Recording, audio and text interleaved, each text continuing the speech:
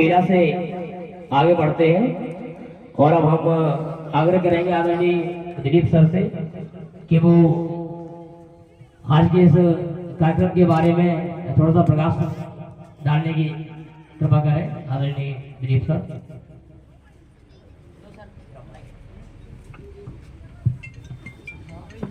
आदरणीय मंच पर आसीन हमारे सभी मुख्य अतिथि जैसे जिला पंचायत अध्यक्ष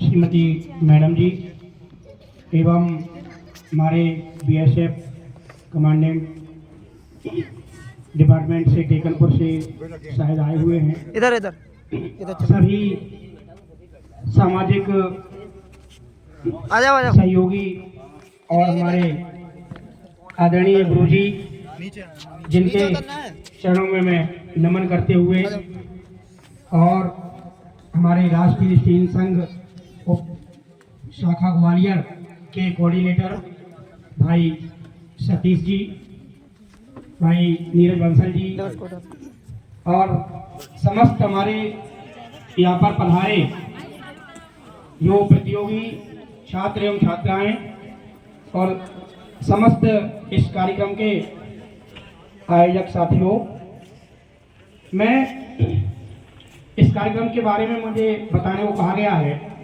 तो मैं बताऊं कि जैसे कल 5 जनवरी 2025 और ये कार्यक्रम जो मनाया जा रहा है, ये मेन हमारे जो ब्रेल के आविष्कारक या ब्रेल की शुरुआत कहें करने वाले जो लुई नाम था इनका, और ये इन्होंने जो लिपि का आविष्कार किया जिसको ब्रेल नाम दिया गया है, वो ब्रेल इसलिए उनको लुई ब्रेल कहा गया। इनका जन्म 4 जनवरी 1809 में फ्रांस के ओपरे नामक गांव में हुआ था। एक मध्यम वर्गीय परिवार में इनका जन्म हुआ।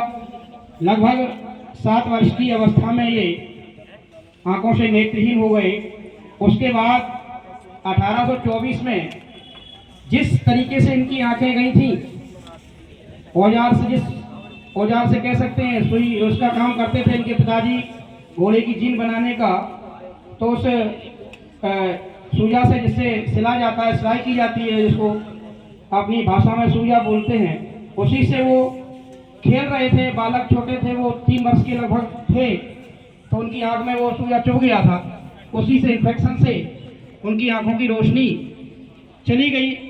और उसके बाद जब वो फिर से खेल रहे थे, जब लगभग उनकी उम्र होती 7 वर्ष, तो उसी चमड़े पर उस सूजे से बिंदी उभर करके आई और उसी बिंदी से उन्होंने सोचा कि कुछ ना कुछ हमारे दृष्टिवादी साथियों के लिए बन सकता है। अंधेरे में पढ़ी जाने वाली ये लिपि भी कह सकते हैं इसको, क्योंकि इंक वाली बुक हम लोग उजाले में ही पढ़ पाएंगे, लेकिन हम लोग अपनी बुक को अंधेरे में भी पढ़ सकते हैं। उंगली से पढ़ी जाने वाली ब्रेल, तो इसका आविष्कार उन्होंने किया।